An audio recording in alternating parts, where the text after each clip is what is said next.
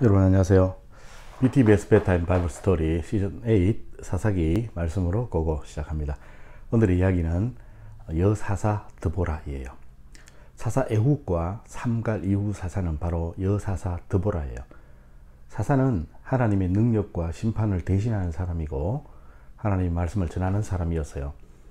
그래서 사사가 살아있는 동안에는 이스라엘 백성들이 그나마 하나님을 섬기지만 사사가 죽고 나면 하나님의 눈앞에서 악을 행했어요.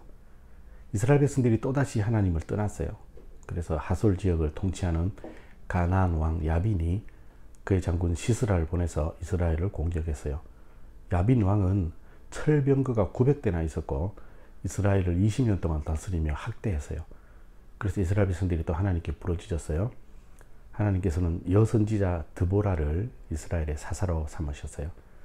드보라는 성경에 나오는 유일한 사사예요. 여사사예요. 드보라는 어떤 사람일까요? 그는 라피돗의 아내였어요. 즉 한 사람의 아내이며 한 가정의 주부였어요. 그리고 드보라가 사는 집의 주소는 라마와 베델 사이에 있는 드보라의 종려나무집이에요. 옛날에는 오늘날처럼 주소가 없으니 종려나무가 있는 집이라고 불렀어요. 드보라는 여자이지만 선지자였어요. 선지자는 하나님의 뜻을 전하는 사람이에요. 성경에는 드보라 외에도 몇몇 여자 선지자가 등장하는데 바로 미리암, 훌다, 그 다음에 노디아, 신약 성경에는 안나가 나와요.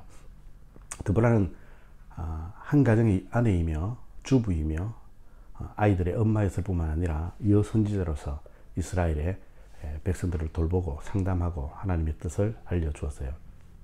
아마 종려나무가 있는 집에 살면서 그곳에 찾아오는 많은 사람들에게 하나님의 길을 알려주고 위로하고 상담해주고 하나님 말씀대로 살겠다고 결심하고 돌아가도록 했을 거예요.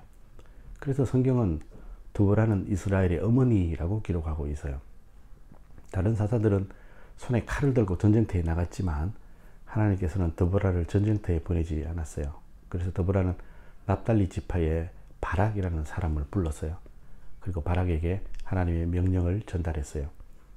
그것은 바락이 납달리 자손과 스불론 자손 10,000명을 거느리고 다볼산에 가서 그리고 야빈의 왕 군대 장관인 시스라의 철병거를 기슭 강가로 유인해서 싸우면 하나님께서 승리하게 해주실 것이라고 말했어요. 바락은 기슭강에 있는 납달리와 스불론 지역을 잘 아는 사람이었어요.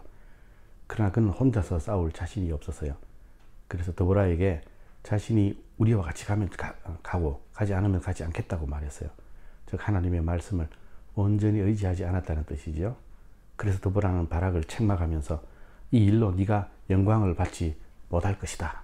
즉 칭찬받지 못할 것이다 말했어요. 그리고 이스라엘과 가나안 왕 야빈의 장군 시스라 사이에 전쟁이 벌어졌어요. 시스라는 철병거를 가지고 또 있었고 이스라엘은 아무것도 없었어요. 그러나 바락은 드보라가 알려준 작전대로 진행했어요. 이스라엘 백성들은 산에 올라갔어요. 그랬더니 시스라가 철병거와 함께 기슭 강가에 왔어요. 드보라는 바락에게 하나님께서 적군을 너의 손에 붙였으니 내려가 적군을 공격하라 명령했어요.